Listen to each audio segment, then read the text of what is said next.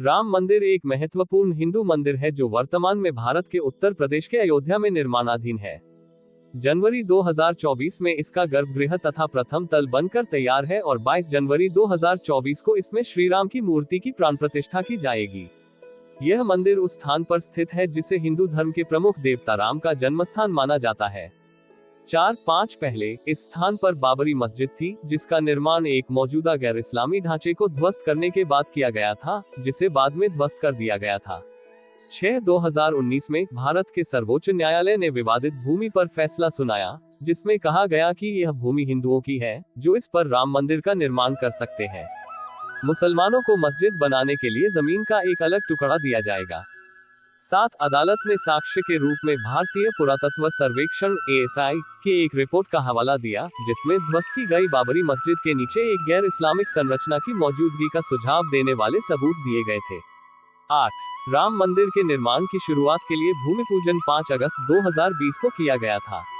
9 वर्तमान में निर्माणाधीन मंदिर की देखरेख श्री राम जन्मभूमि तीर्थ क्षेत्र ट्रस्ट द्वारा की जा रही है।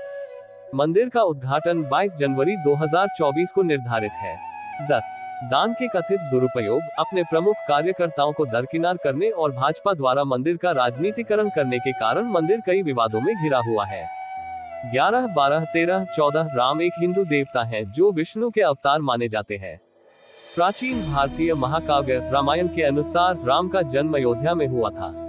15 16वीं शताब्दी में बाबर ने पूरे उत्तर भारत में मंदिरों पर आक्रमण की अपनी श्रृंखला में मंदिर पर हमला किया और उसे नष्ट कर दिया। 16 बाद में मुगलों ने एक मस्जिद बाबरी मस्जिद का निर्माण किया, जिसे राम की जन्मभूमि राम जन्मभूमि का स्थान माना जाता है।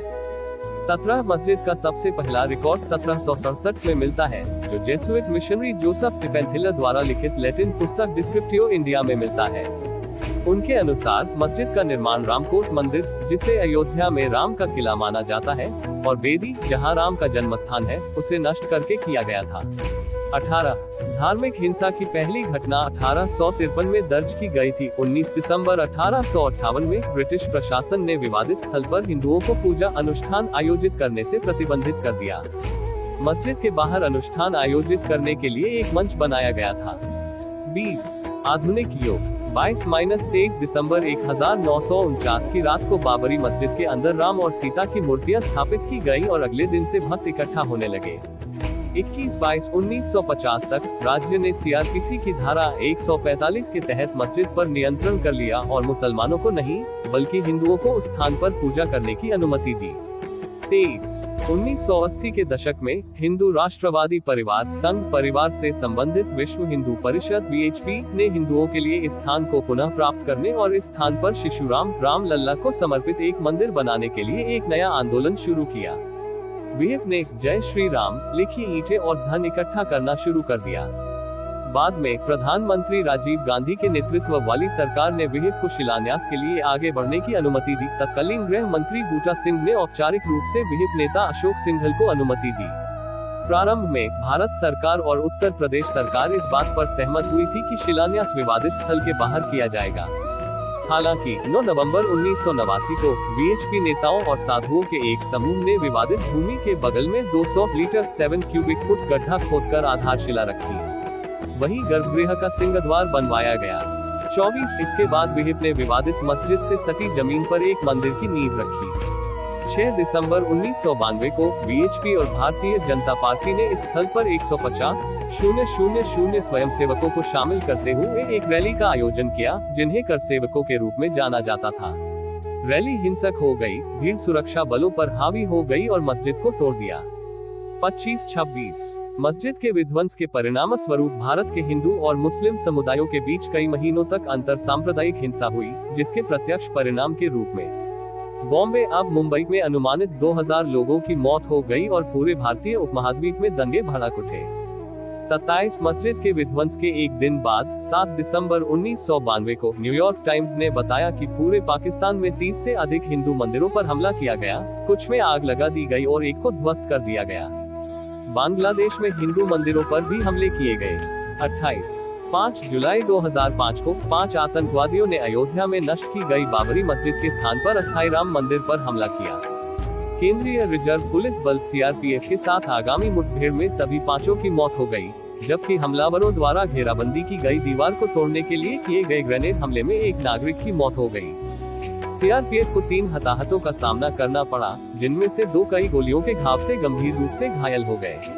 29-30 भारतीय पुरातत्व सर्वेक्षण ASI द्वारा 1978 और 2003 में की गई 2 पुरातात्विक खुदाई में इस बात के सबूत मिले कि साइट पर हिंदू मंदिर के अवशेष मौजूद थे। 31-32 पुरातत्वविद के मोहम्मद ने कई वामपंथी झुकाव वाले इतिहासकारों पर निष्कर्षों को कमजोर करने का आरोप लगाया। 33 इन वर्षों में विभिन्न शीर्षक और कानूनी विवाद हुए, जैसे कि 1993 में अयोध्या में निश्चित क्षेत्र के अधिग्रहण अधिनियम का पारित होना। 2019 में अयोध्या विवाद पर सुप्रीम कोर्ट के फैसले के बाद ही ये तय हो गया था कि विवादित जमीन राम मंदिर निर्माण के लिए भारत सरकार द्वारा गठित ट्रस्ट को सौंपी जाएगी। ट्रस्ट का गठन अंततः श्री राम जन्मभूमि तीर्थ क्षेत्र के नाम से किया गया। 5 फरवरी 2020 को भारत की संसद में ये घोषणा की गई कि भारत सरकार ने मंदिर निर्माण की योजना स्वीकार कर ली है।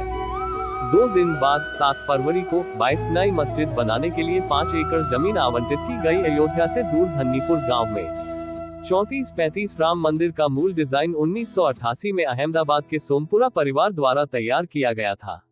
36 सोमपुरा ने कम से कम 15 पीढ़ियों से दुनिया भर में 100 से अधिक मंदिरों के डिजाइन में योगदान दिया है, जिसमें सोमनाथ मंदिर भी शामिल है।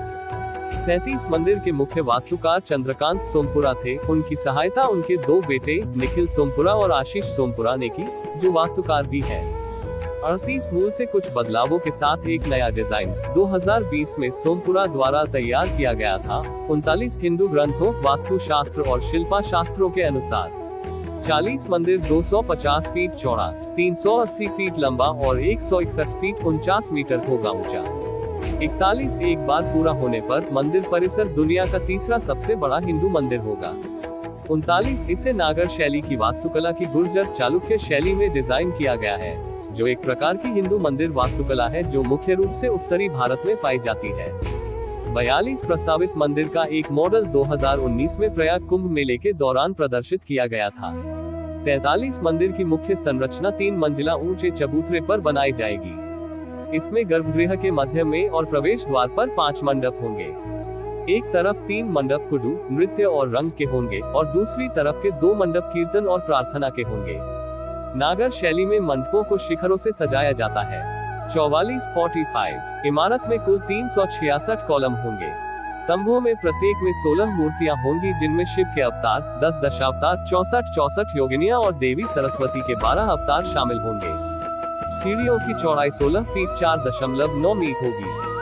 विष्णु को समर्पित मंदिरों के डिजाइन के अनुसार गर्भगृह अष्टकोणीय होगा। 46 मंदिर 10 एकड़ 0.040 की मीटर 2 में बनाया जाएगा और 57 एकड़ 0.23 की मीटर 2 भूमि को एक प्रार्थना कक्ष, एक व्याख्यान कक्ष, एक शैक्षिकी सुविधा और एक संग्रहालय और एक कैफेटेरिया सहित अन्य सुविधाओं के साथ एक परिसर में विकसित किया जाएगा। 47 मंदिर समिति के अनुसार 70,000 से अधिक लोग इस स्थल का दौरा कर सकेंगे। 48 लासन एंड टुब्रो ने मंदिर के डिजाइन और निर्माण की निःशुल्क देखरेख करने की पेशकश की और इस परियोजना का ठेकेदार बन गया। 49-50 केंद्रीय भवन अनुसंधान संस्थान, राष्ट्रीय भूभौतिकीय अनुसंधान संस्थान और बॉम्बे, गुवाहाटी और मद्रास IIT मिट्टी परीक्षण, कंक्रीट और डिजाइन जैसे क्षेत्रों में सहायता कर रहे हैं। 51-52 600 से पूरा होगा निर्माण कार्य। राजस्थान के बांसी से प्राप्त बलुआ पत्थर। 53 मंदिर के निर्माण में लोहे का कोई उपयोग नहीं होगा और पत्थर के खंडों को जोड़ने के लिए 10,000 तांबे की प्लेटों की आवश्यकता होगी। 54 सांस्कृतिक रूप से महत्वपूर्ण कदम में थाईलैंड भी राम जन्मभूमि पर मिट्टी भेजकर राम मंदिर के उद्घाटन में प्रतीकात्मक रूप से योगदान दे रहा है, जो मंदिर के सम्मान के लिए थाईलैंड की 2 नदियों से पानी भेजने के अपने पूर्व संकेत पर आधारित है। 55